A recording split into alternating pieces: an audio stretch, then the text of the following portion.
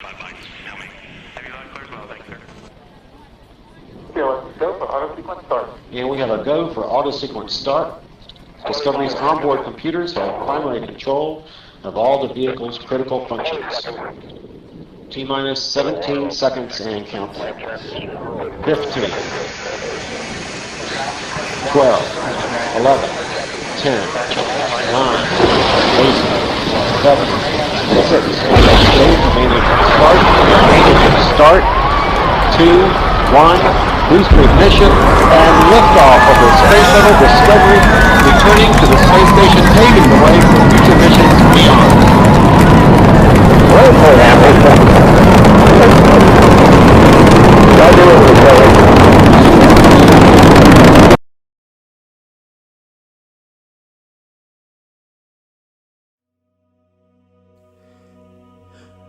आकाश को छू लेने की चाहत इंसान में सदियों पहले से है। आज अंतरिक्ष पे जाना बहुत से देशों के लिए कोई बड़ी बात नहीं है। अंतरिक्ष अनुसंधान हर देश की स्ट्रैटेजिक प्लानिंग का एक इम्पॉर्टेंट पार्ट है।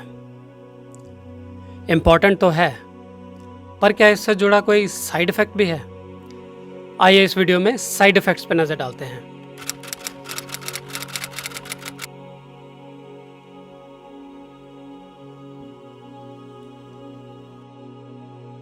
चार अक्टूबर 1957 स्पुतनिक नाम का एक सबसे पहला आर्टिफिशियल अर्थ सैटेलाइट लॉन्च किया गया था। साइंटिफिक एडवांसमेंट के हिसाब से मानव इतिहास के लिए यह बहुत बड़ा दिन था। यूएसएसआर की इस बड़ी उपलब्धि ने वर्ल्ड साइंटिफिक कम्युनिटी में हलचल मचा के रख दी थी और इस डेवलपमेंट ने सोवियत रूस के कोल्ड वार विरोधी अमेरिका के पावर कॉरिडोर्स को हिला के रख दिया था। नतीजा ये हुआ कि स्पेस एक्सप्लोरेशन के क्षेत्र में एक क्रांति आ गई। अमेरिका ने इसे अपनी प्रेस्टीज का इशू बनाया। 1962 में प्रेसिडेंट कैनेडी ने पब्लिकली अनाउंस किया कि 60s का दशक खत्म होने से पहले अमेरिकन एस्ट्रोनॉट्स चांद पे लैंड करेंगे और वापस भी आएंगे, और जिसे अमेरिका ने इवेंचुअली करके भी दिखाया। इस स्पेस रेस की वजह से प्रमुख देशों के बजट्स अपनी स्पेस रिसर्च के लिए बढ़ने लगे, नई संस्थाएं बनने लगी और एग्जिस्टिंग संस्थाएं मजबूत होने लगी।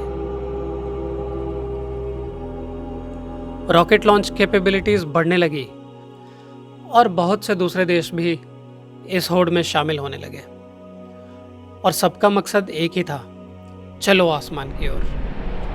ये लॉन्च मिशंस हुए सैटेलाइट्स को ऑर्बिट में प्लेस करने के लिए, अंतरिक्ष पे रिसर्च करने के लिए, दूसरे ग्रहों और उपग्रहों पे रिसर्च करने के लिए, और international space station space supply भेजना और साइंटिस्ट भेजने के लिए। सैटेलाइट लॉन्चिंग कैपेबिलिटी वाइज देखें तो इंडिया काफ़ी एडवांस्ड है। इंडियन स्पेस एजेंसी इसरो ने 2017 में एक ही बार में 104 सैटेलाइट्स सन सिंक्रोनस ऑर्बिट पर डिप्लॉय किए थे। ये एक रिकॉर्ड अचीवमेंट था, क्योंकि उससे पहले रशियन स्पेस एजेंसीज ने 37 सैटेलाइट से एक सिंगल फ्लाइट में लॉन्च किए थे। एक रिकॉर्ड के मुताबिक अप्रैल एंड 2021 तक 7000 से ज़्यादा सैटेलाइट्स अभी भी ऑर्बिट में हैं। इनमें से 50% से ज़्यादा अमेरिकन सैटेलाइट्स हैं।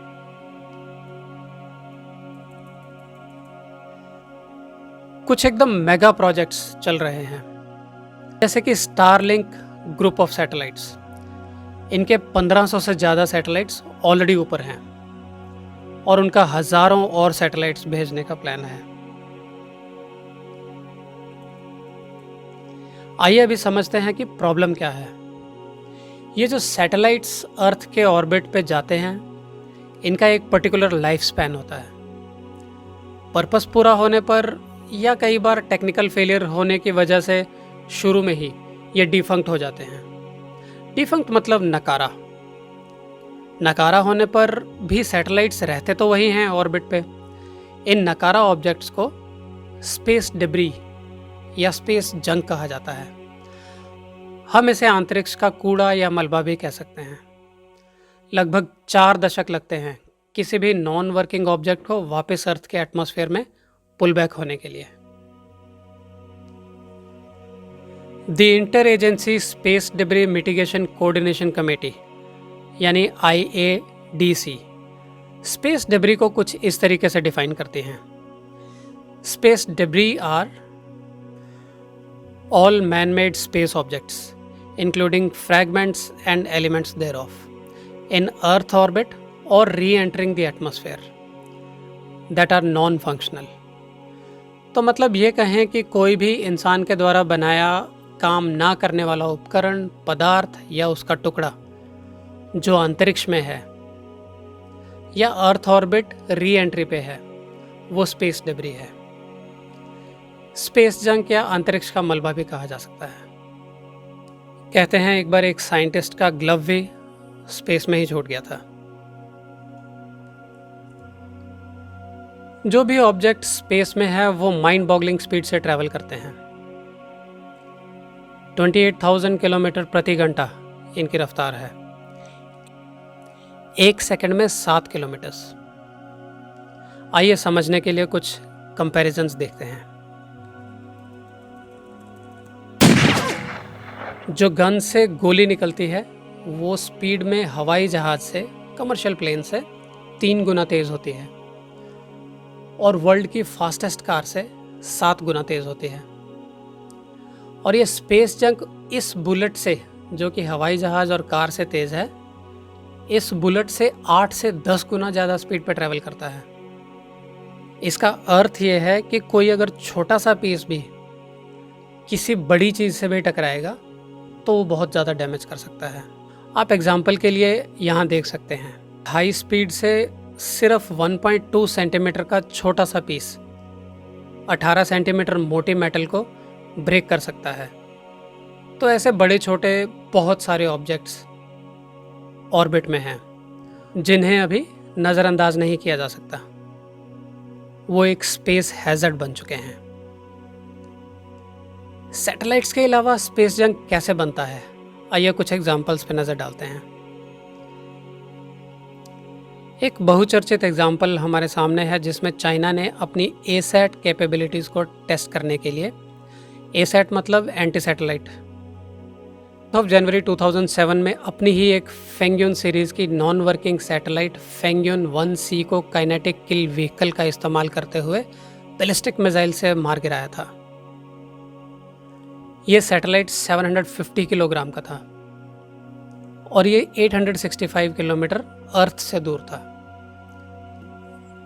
टेस्ट तो सक्सेसफुल था, पर इस इम्पैक्ट से सैटेलाइट के 3,438 टुकड़े होकर बिखर गए।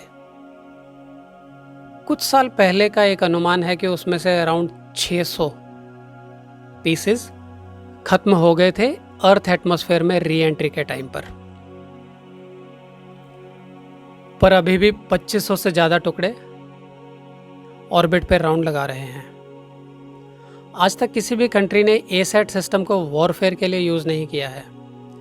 फिलहाल US, रशिया, चाइना और इंडिया ने ASAT कैपेबिलिटीज़ को प्रैक्टिकल टेस्ट किया है। इंडिया ने एक ऐसा प्रयोग रिसेंटली किया था जिसका नाम था मिशन शक्ति। 27 मार्च 2019 को इंडिया ने ASAT मिसाइल से अपनी एक लाइव सैटेलाइट को मार गिराया था। इस टेस्ट का स्पेस डिब्री में कंट्रीब्यूशन रिलेटिवली लो था, जिसका कारण था कि ये टेस्ट लो अर्थ ऑर्बिट पे किया गया था। Impact was just 283 kilometres away from earth और इसकी वजह से जो डेब्री बनी उसका एक बहुत बड़ा हिस्सा जल्द ही अर्थ एटमॉस्फेयर में री एंटर होने की वजह से जल गया था। आई होप कि आप ये समझ रहे हैं कि ये सब टुकड़े गोली से भी तेज़ गति से अंतरिक्ष में पृथ्वी के चक्कर लगा रहे हैं। अब इतनी ट्रैफिक बढ़ जाएगी तो ऊपर कुछ एक्सीडेंट्स भी होंगे। 10 फरवरी 2009 को रशिया की एक पुरानी मिलिट्री कम्युनिकेशन सैटेलाइट टकरा गई US की एक वर्किंग कम्युनिकेशन सैटेलाइट इरिडियम 33 से। इस टक्कर से 2000 से भी ज़्यादा ट्रैकेबल पीसेस स्पेस जंक का हिस्सा बन गए। इन घूमती हुई चीज़ों का डेंजर इतना ज़्यादा और कंसिस्टेंट है कि इंटरनेशनल स्पेस स्टेशन भी इनके मूवमेंट को ट्रैक करता है और अपनी ट्रेजेक्ट्री में चेंज करता रहता है ताकि कोई पीस इसको लग ना जाए और नुकसान ना हो जाए। आईएसएस की सेफ्टी इम्पॉर्टेंट है क्योंकि इसमें रिसर्च एक्टिविटीज़ कंटिन्यूस होती हैं और एस्ट्रोनॉट्स भी लंबे समय के लिए इसमें रहते हैं। 2013 में एक कैनेडियन एस्ट्रोनॉट ने आईएसएस के एक एक्सटेंडेड सोलर पैनल में होल नोटिस किया जो किसी डेब्री हिट का ही नतीजा था। ऐसा ही एक इंसिडेंट रिसेंटली सामने आया जब आईएसएस की रोबोटिक आर्म में एक छोटा सा होल मई 2021 में देखा गया। हालांकि ये होल रिपेयरेबल था, पर इससे थोड़ा अंदाज़ा लगा सकते हैं कि ऊपर क्या चल रहा है। American agency space surveillance network, जो कि इम्पोर्टेंट डेब्री को रेडार की मदद से ट्रैक करती है, वो 28,600 ऑब्जेक्ट्स को रेगुलरली ट्रैक करती है, उसके रिकॉर्ड्स बनाती है, लॉग नोट करती है। दोस्तों, एक स्टैटिस्टिकल मॉडल के अकॉर्डिंग ऑर्बिट में 34,000 से ज़्यादा ऑब्जेक्ट हैं जो 10 सेंटीमीटर से भी बड़े हैं। 9 लाख ऐसे ऑब्जेक्ट्स हैं जो 1 सेंटीमीटर से 10 सेंटीमीटर के बीच में हैं और 128 मिलियन से ज़्यादा ऑब्जेक्ट्स 1 सेंटीमीटर से छोटे और 1 मिलीमीटर से बड़े, ये सब ऑर्बिट में अर्थ का रोटेशन कर रहे हैं। इतनी भारी मात्रा में स्पेस जंक के ट्रैफिक से पोटेंशियल लॉस तो डेफिनेटली है। आई होप कि अब तक हमें प्रॉब्लम के स्केल का अंदाज़ा हो चुका है। अब कुछ सॉल्यूशंस की ओर बढ़ते हैं।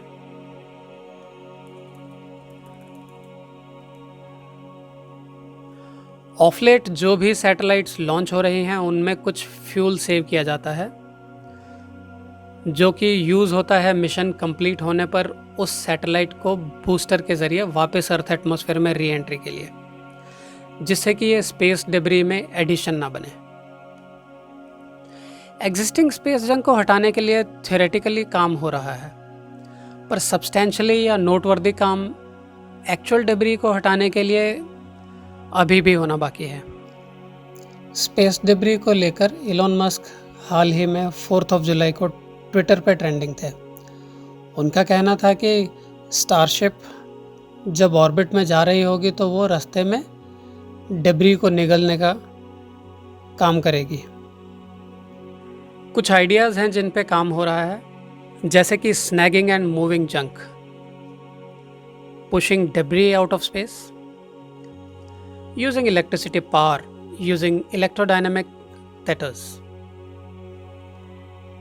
Space debris slingshot, solar cell, knock junk out with net. दोस्तों, पृथ्वी के उन एरियाज़ पे जहां बहुत मॉडर्नाइजेशन हुआ है या एग्रेसिव फुटप्रिंट है, उसके पोल्यूशन पॉइंट ऑफ व्यू से साइड इफेक्ट्स ये हैं।